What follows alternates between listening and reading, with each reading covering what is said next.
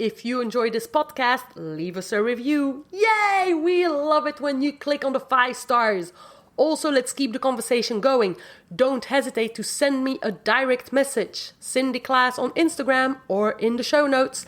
And share this podcast with all the people that you think would benefit from listening to us. Welcome to the Loud Whisper Takeover podcast.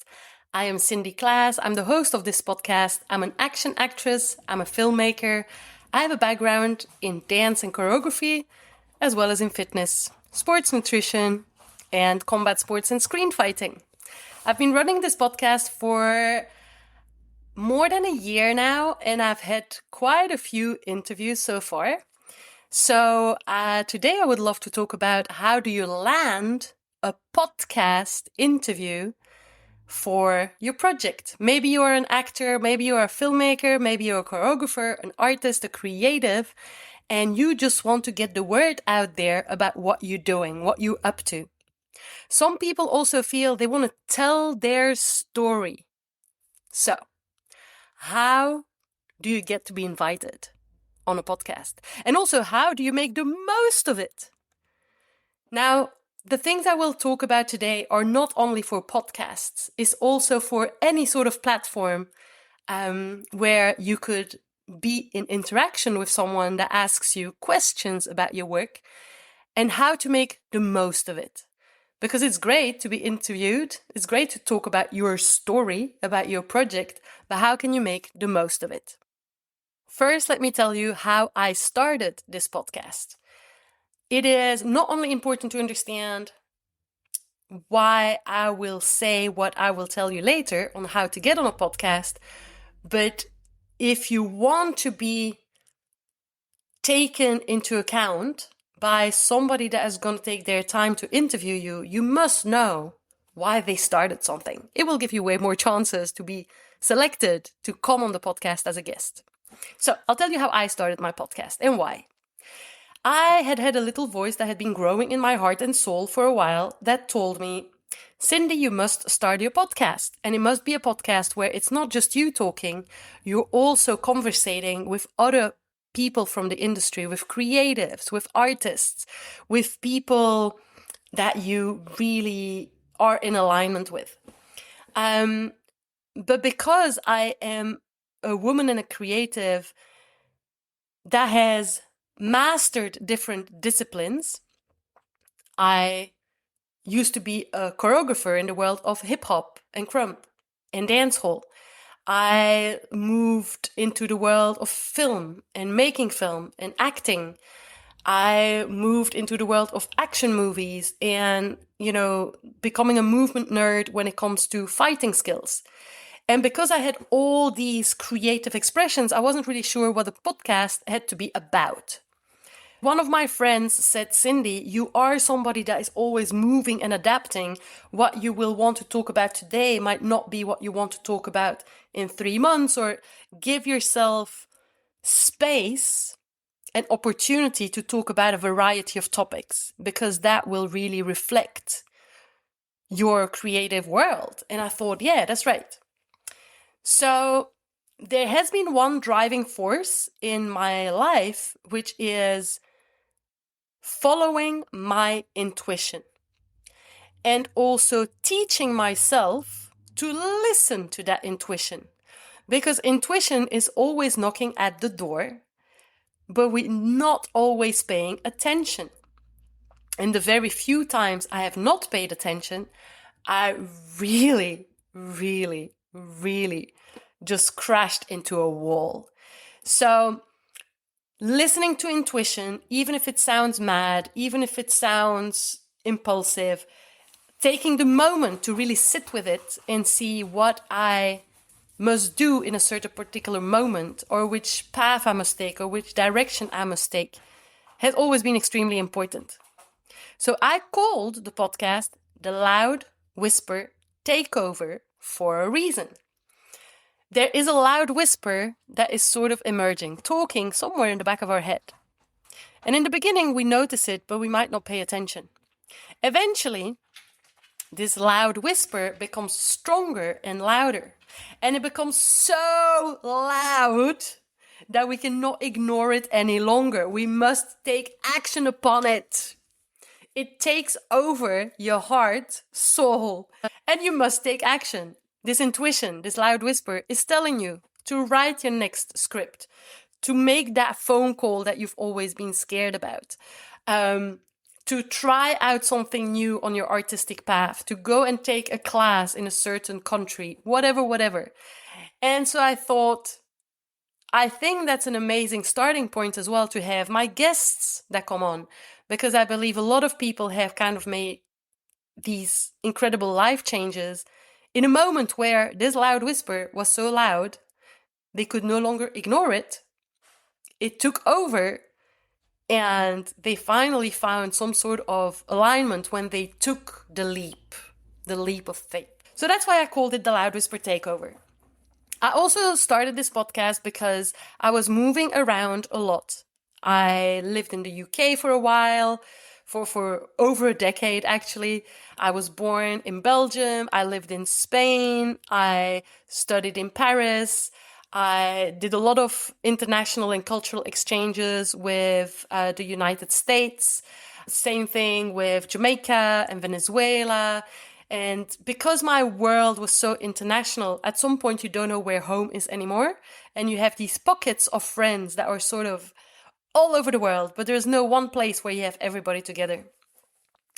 And to basically counterface this loneliness, but also to expand my network even more, I started a podcast. I don't like small talk. I love when we talk about deep, profound things. And so it was also a way to meet new people, to talk about really things that mattered, and to have conversations that, where everybody in the artistic world could benefit from. When I started, I was also on a path of making more of my own films. And I thought, well, I'll interview people that have more knowledge than me, or people that are on a similar path, or people that have taken risks and that I can learn from. I did interviews with people that had jobs you very rarely hear about, such as a former sniper. And I interviewed this person because that's the kind of characters I want to play in movies. So interviewing him about his real life experiences informed me so much as an actress, and it was exciting. But really the podcast for me was a way of having profound conversations about our creative expressions, having an exchange with other artists and peer artists to see how things are working in different parts of the world, inform in my own work and do some research myself, and also share bits and pieces of about what I have done throughout my career and what my journey has been to finally come here. This is just to give the context. I had a loud whisper that was telling me to do a podcast for a long time, and for a long time I didn't take action upon it until I encountered some family problems. These family problems basically made that I had to spend a lot of time at home looking after my mum that was sick at the time. And because I was kind of stuck, not being able to travel much or take on much projects that required me to be away from my mum's house, I was like, well, this is a good opportunity to start. And then all of a sudden, I did a huge amount of interviews in a very short amount of time. And that's how it started. And now the podcast is going and ongoing. In the very beginning, I was interviewing people that were in my direct environment because I've worked internationally. I knew a lot of people in different countries with really interesting stories, really beautiful human values. And I wanted the world to know more about their work. And also because how they achieved their goals and their big dreams, it was inspirational. And I thought, let's share it so that other artists that are on their journey can benefit too. I then wanted to interview people that were outside of my direct circle. And when I started doing that, all of a sudden, and I kid you not, within 24 hours of putting an ad out there, just a message in a Facebook group, basically, trying to find more guests of my industry and, around certain particular topics, all of a sudden I had more than 50 people messaging me to be on the podcast. So I very quickly understood that a lot of people want to tell their stories. A lot of people want to be interviewed. However, number one, I don't have the resources to interview that amount of people and to put so much content out there, because the podcast for me right now is a part of a personal quest as much as giving a lot of value to people that are listening.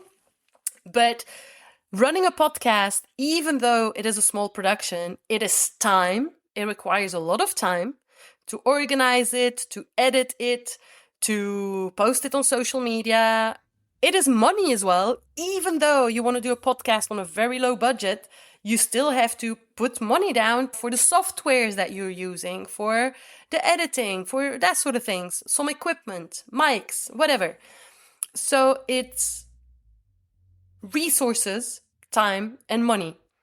Even though the guests are coming on for free, you as the podcast host, you have some costs associated to it. So I very quickly learned that I needed some sort of selection process. I learned about experience. Number one, it was to be very, very specific around the topics that interested me, like problems that I was trying to solve. So at some point, I wanted to solve the problem of how to manage a bigger crew, as a filmmaker. At some point, I wanted to solve how do I play the role of a former sniper? Let me find somebody that had that job to interview them. So as actors, we can all benefit to listening to that interview.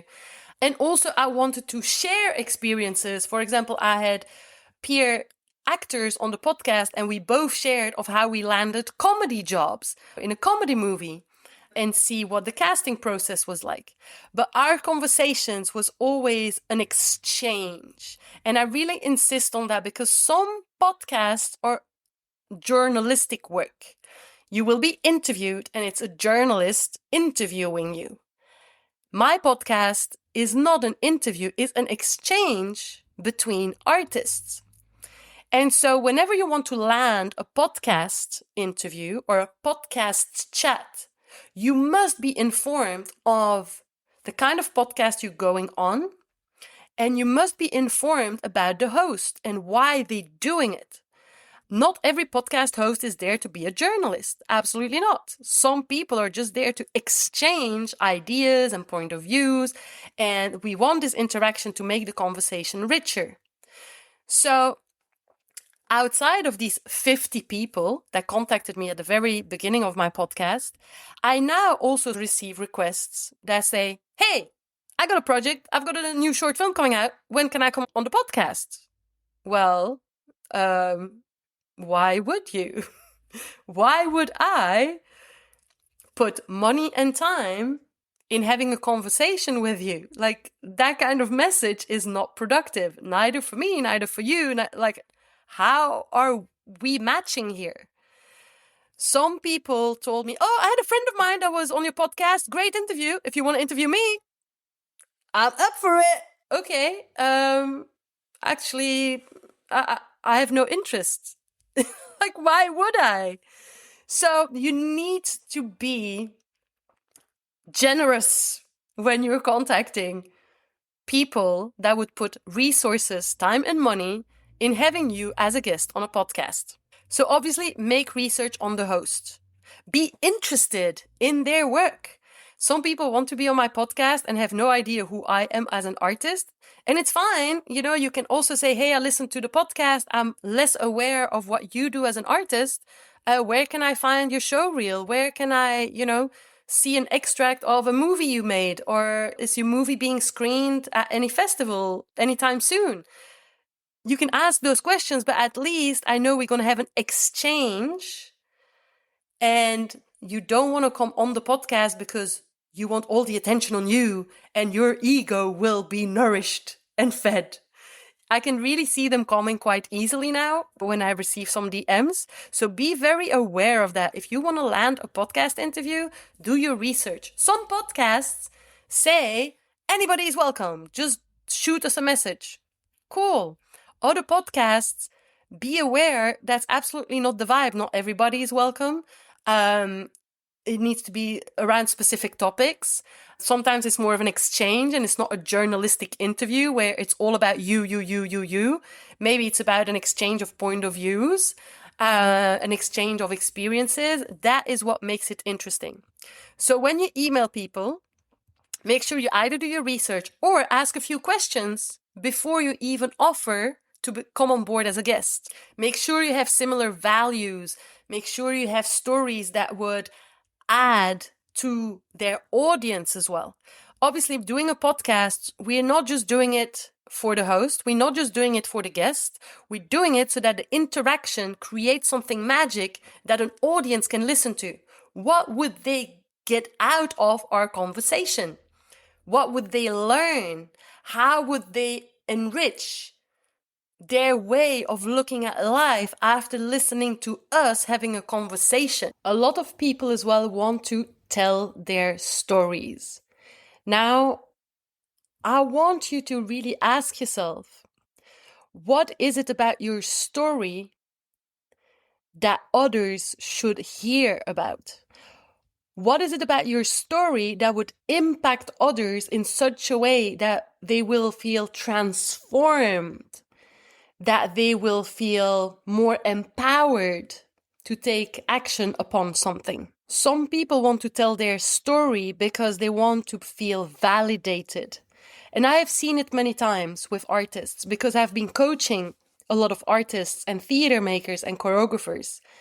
They start to create a piece, a theater piece, a piece of choreography, some slam poetry, and it's inspired by a biographical moment. And there is beauty in that, and there is power in that, and there is a huge amount of potential in that.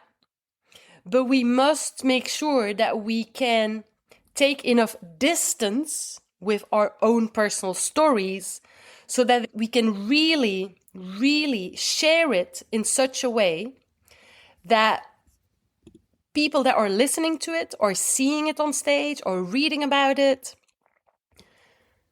feel impacted in a very positive way. And there is a way that we can share that story. There is a way we have been able to take distance with it so that we can really see what the true life lessons are about that story. And I think that's the moment when you're ready to share it. Sometimes I have people contacting me that want to be on the podcast, but I feel they're not there to inspire others. They're there because they feel they need to tell their story. Okay, but why should you tell it, and how are you going to tell it? This will make the interview, the podcast totally different. Are you able to take enough distance with that story? Have you digested everything that is around that story? Have you processed it all? Are you able to articulate it in such a way and with precision so that we can really, really nail down what the life lessons were? Are you able to articulate how you have become a better person coming out of it, whether you went through a traumatic event or whether you went through a huge success? So when you want to share your project, your next film, your life story on a podcast, don't do it just because you feel you have a need, a personal need to get it out. Also ask yourself, why would this podcast host put energy, resources, time, and money in getting my story out there or having a conversation with me around it or interviewing me about it? Why would they do that? Because obviously themselves and surely their audience must take something out of it. So when you're contacting platforms or podcasters to get your story out, make sure that you went through that thinking process. Ask yourself, what is it in your project, in your next film, in your life story, where listeners can really relate or recognize themselves in? What is it where they feel there is something about them that you just put down on the table, even though it's your project, your film, or your life story. Sometimes it's easier to go through this thinking process when you think about your own life story. And then when you make the film, that is a total fiction, sometimes it's more difficult to address these questions. But really think about not just the film, but also how this film or this theater piece or this choreographic piece was created, was made, what the behind the scenes was like. All of it around is important. But make sure you go through that thinking process before contacting a podcast host or before just, dropping a message like, hey, want to interview me? I'm available. It's not enough. Like, people will not take you seriously, disregard you even. So drop the ego and really start thinking about why you went through these experiences. So what is the higher purpose of it all? So that when you come and share it, it's really valuable. It's not about validation. It's about being of value to others. Okay, once you get invited as a guest on a podcast, as we spoke about before, there is the how you're going to share your story. Be specific in your mind, at least, about what you want to talk about and what you don't want to talk about. And I'm going to give you the reason why. Number one is specifically a podcast episode or any sort of content really that is being created nowadays. A podcast episode is an evergreen type of content. What does that mean, evergreen? It means that people might find this episode in 3 months' time, in 3 years' time, in 10 years' time. You want to make sure that you share something that is evergreen, that will always represent what you are, what you do, your artistic approach. Yes, you might change in 10 years' time, but there is something at the core that is about the essence of your work. So some people sometimes want to come on this podcast and talk about their particular new film. Yeah, it's great, but this particular new film, at some point we'll have done, a festival season and then you're on to something else. But the podcast episode stays alive or will be online for many, many years. And then it will not represent anything about who you are at the core. So I think sometimes it's about saying, okay, I made the film and I want to obviously do a podcast episode, for example, to promote it and be invited as a guest. But there are 1,001 other topics you could be talking about. For example, maybe you do a lot of sci-fis and VFX is your area of specialty. Maybe you can come and talk about how you got specialized in VFX and how you got passionate about it and all the challenges you had to overcome to actually become a master of VFX and blah, blah, blah. Then you inspire people. And then during the podcast, here and there, you're talking about your most recent project or your next upcoming project. But make sure that what you're sharing is evergreen content. It will be there to get the word out about your creative expression, about you as an artist for a very, very long time. As well, once you get invited for an interview or a podcast, yes, the podcast will go in a certain direction or the host will ask you certain questions, but you must prepare a few bullet points that you really want to talk about. Whatever the question that is coming at you, make sure that you can always throw in one of your main topics. There are, for example, 3 things you really want to talk about that you must not miss. Make sure that you have it on a post-it note somewhere. And this could be one of your biggest successes. This could be one of your biggest challenges that you had throughout your career. This could be why you did your first dance class or with whom and why it transformed your whole life and the direction it took. Whatever, but you must have those 3 bullet points in your mind, and whatever questions will be put on the table, that coming out of this interview, coming out of this podcast chat, you are going to talk about these 3 topics because you don't want to leave before having talked about it. This also allows you to prepare the storytelling side of it. Who were you before a certain event? Which is the challenge, the conflict you had to face? How did you overcome the conflict or the challenge and how you became a transformed person afterwards? Prepare these things in advance because that will really make the episode more interesting and smoother. Another way to prepare a podcast episode or any sort of interview is ask yourself, what would be the worst question somebody could ask me? For example, me on my podcast episodes, I always tell my guests, if there's anything that they share during the episode that kind of came out of their mouth because it just came out, but then they regret it, I want them to tell me so that I can edit it out. I don't want any of my guests to feel bad after the interview. However, some podcasts don't work like that. They just want to have any answer that come out and make sure that anything that's controversial or has a bit of spicy drama in it, they want to keep it because maybe it gets them more views on YouTube or on social media. Other podcasts are being recorded live. So obviously, if the live is then posted as evergreen content afterwards, there is no editing. Some podcasts, you can do retakes. You can reformulate what you wanted to say initially.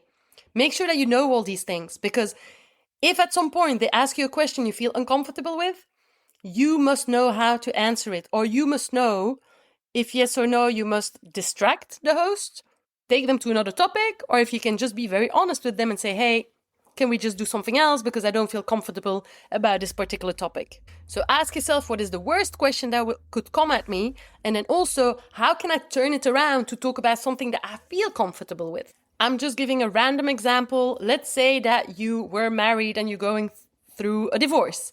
Or let's say that you're single, but you don't want the people to know that you are single. Or maybe there is something to do with the privacy of your children. Maybe one of your children got into trouble, maybe legal trouble, who knows? Maybe one of your close friends or close collaborators got stuck in some sort of drug drama, traffic. Maybe you feel uncomfortable to say how you got the money to make your project happening. For whatever reason, because maybe you have an uncle that sponsored it, but you don't want people to know that it was a family member that sponsored your latest film. Or maybe there is something else you feel just uncomfortable talking about. Make sure that if that question comes on the table, you know what to answer, how to eventually turn it around, and or if this particular moment will be used by the person interviewing you as a moment of dramatic content that can get a lot of clicks, or if you can just say, hey, can we edit this out? Then, of course, a couple of other top tips is when you're being interviewed, especially on Zoom or online, make sure that you have nice lighting, good sound, that you wear something that works well. So, for example, something with patterns usually doesn't really work very well. So make sure plain colors are usually a better bet.